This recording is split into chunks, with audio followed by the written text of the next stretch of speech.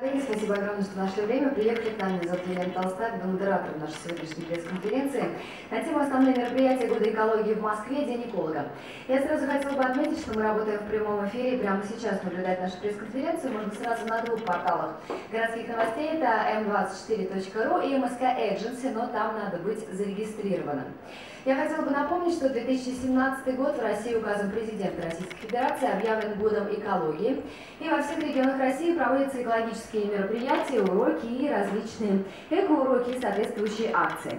5 июня в России отмечается День эколога, который учрежден указом президента Российской Федерации Владимиром Путиным 21 июля 2007 года. Эта дата совпадает со Всемирным днем окружающей среды. Таким образом, главный праздник российских экологов совпал с главной международной экологической датой. В ходе нашей сегодняшней пресс-конференции руководитель департамента природопользования Антон Олегович Курбачевский. Антон Олегович, здравствуйте, спасибо, что приехали.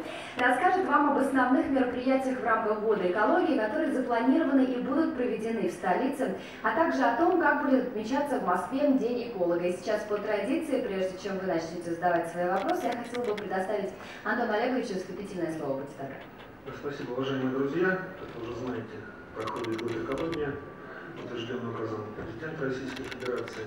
Уже те мероприятия, которые прошли весной, зимой этого года, скажем так, они уже попали в нашу копилку тех мероприятий, которые мы проводим в День эколога. Это час земли мы проводили, более 1600 зданий в Москве включили свою подсветку. Это и час земли, и день земли, день земли. Это был субботник у нас экологический в апреле месяце. Мы завершили высадки по весеннему этапу акции «Миллион деревьев».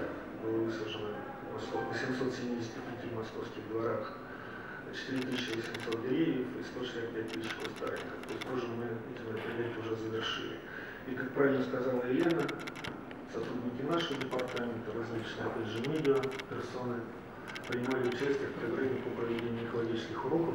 Я сам тоже на прошлой неделе проводил такой урок на тему экологии Москвы.